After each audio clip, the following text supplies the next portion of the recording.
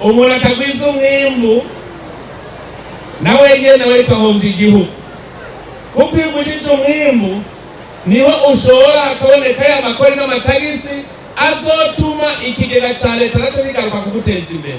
Ato wagwije umwimbu rero amahera yova ugasobona umuntu ariko arihayagiza ngo numworo yemwe hari uwo murabona agenda arihayagiza ngo ndimbwa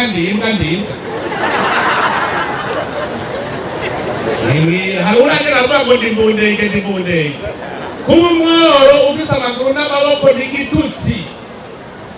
Umwe wese ategereza gukora. Navuze ni ku munsi wo gufatana mu nda tuba tuje kuramukanya kuraba banyokuru na basogokuru, ntituba tuje gukora abo kandi kugemuranira vyaramye. Jewe ndashobora kuva gusoroma ibiharage bitoto nkamenya ko dogitererize afise ivyumye, natafata nikorera akaganda nkaja kumuramutsa nawe ejo akagira uko nyene, so kuba ko bari umukene ko bari umworo. Ivyo nivyo dukeneye gufatana mu nda.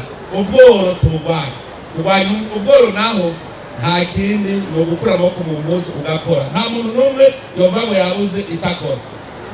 Uno munsi hariho abantu batanguye umugambi wo korora inkwavu, basigaye bafise amamiliyoni. Gufata akantu nkakarya wewe uva kuri ugahita urahira ugaca ukagaburira ejo ukazoya kariko baguha amahera. Nta muntu n'umwe yokora ikintu ngaho kireke kumuvuramo amahera. Amahera araronderwa. Icatumye mu Burundi abantu benshi baba bakene nta kindi no gukunda kurya utarushe.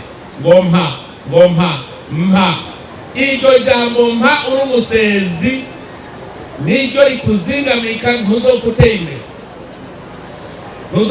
imbere. Eshe iyo umuntu afuma asa mutahe hajya uvuze ngo mpakazi unsavye umutahe ubwa nawe ukorera ibyawe, none kubera iki ushaka uzokwama uri umuhutu wa naka?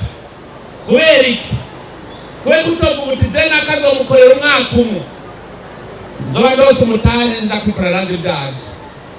Erega rondera ingene uronka uwo mutahe ni ibintu vyoroshe cane. Umutahe wa mbere ufise ni umutwe n'amaguru n'amaboko. Tutere imbere twese tugerageze umwaka uza ntagira umuntu atazoba afise ibihumbi amajana 3 ku mufuko. Ariko ntibishoboka yewe. Ibihumbi amajana 3 n'inkwavu zingahe? Inkwavu 200 gusa. None kantuze ahantu urukwavu rumwe rungana n'inkwavu 30 ku mwaka. Mbwirika ufise ibihumbi amajana 3 yakuva mu ufise ibihumbi amajana 3 z'umuvuga ngo nizano twarura gute? Ziga noti nijya ntacyo zimaze. Inoti ziri noti zirarura mu itungo ufise.